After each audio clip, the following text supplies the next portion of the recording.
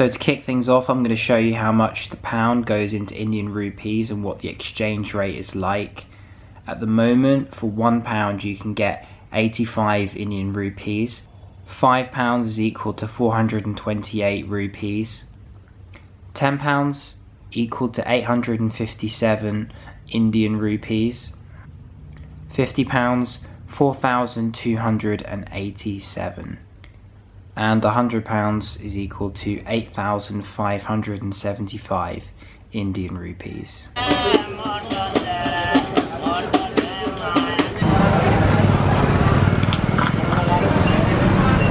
All the different choices of colours and shirts and trousers, men and women.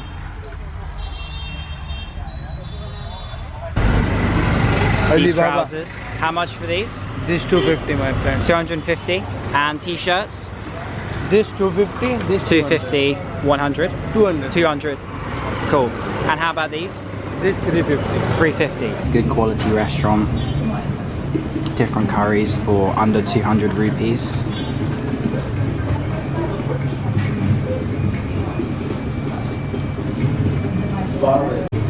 Within 200 rupees you can get reasonable breakfast.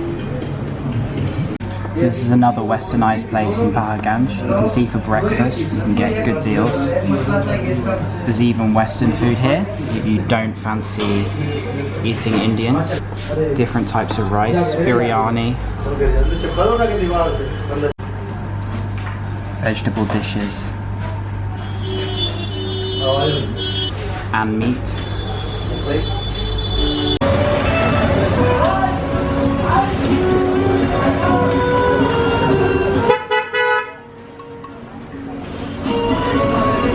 So this is the hostel room I've been staying in over the last week.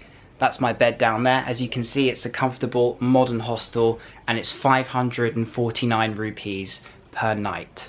It's got good Wi-Fi, really good breakfast for free. Very good deal considering its location in the center of Paharganj, the main backpacking area in Delhi. So without taking the free breakfast from this hostel, I went to a local place and had poha, which is like flattened rice, and also had fresh orange juice. So my breakfast came to 370 rupees in total. For lunch, I had a LAZEEZ THALI. Kind of you have a little bit of everything. So I had dal, I had paneer, rice, and also like 2 sweets, some small balls which are quite sugary. It almost tastes like syrup.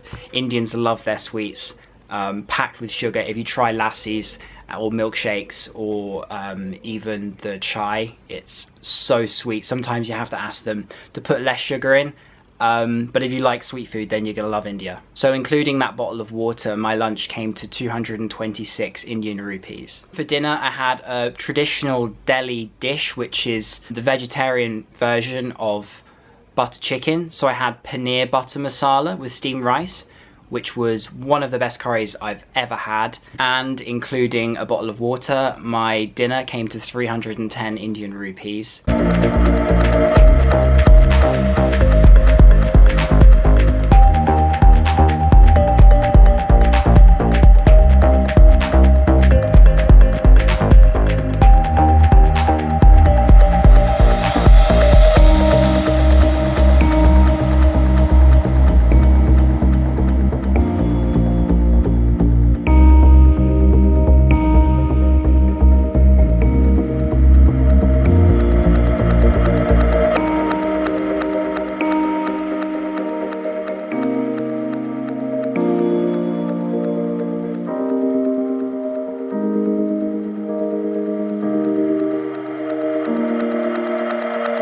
So today I only went to the Lotus temple and ISKON temple, both of which are free to enter as they are temples. I think I spent about 50 rupees on the metro, which you just use as a card. You can top up 200 rupees per time, and it's a really cheap way of getting across the city. I only paid 80 rupees in total, 40 rupees for each way of my rickshaw journey extra. Rickshaws are also pretty cheap. You should be able to get drivers down to 50 rupees for a couple of miles.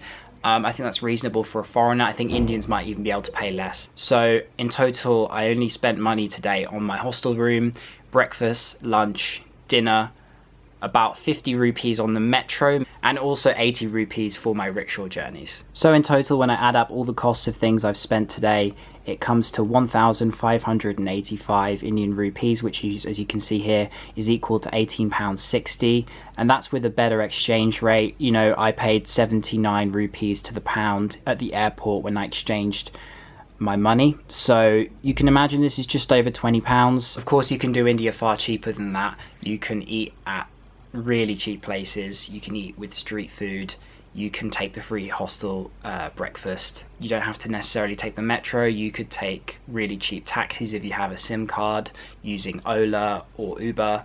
There's many ways you can cut that cost even lower, but know that India is pretty good if you're a foreigner in general, for your exchange rate and the amount of money you get for your own currency. So bear that in mind. And yeah, I just wanted to make this video to give you an idea of the costs here, and it doesn't necessarily portray the whole of India. It's just one day in Delhi. You can go to the Red Fort and it's 500 rupees to enter, or you could go to the Taj Mahal, which I think is 1,000 rupees for entrance. So usually it depends on what you're doing that affects your cost. But if you stay in a hostel and you try and keep your costs down, you can do it for well under £20 a day, which is really good. This is my last video from Delhi, so I've been here for 10 days, which is a long time, a lot longer than most travelers. So I've got plenty more vlogs coming from India, from different places. I'm heading to Agra next, so I hope you found this useful. I will probably do another one of these videos, either in Rajasthan or in Mumbai later on in my trip, to show you the differences in cost between Delhi and a different part of India. Thank you for watching this video. Subscribe if you haven't already. I have a Facebook page. I also have my Instagram page. You can check those out in the description. So I'll see you on the next one. Peace. Bye.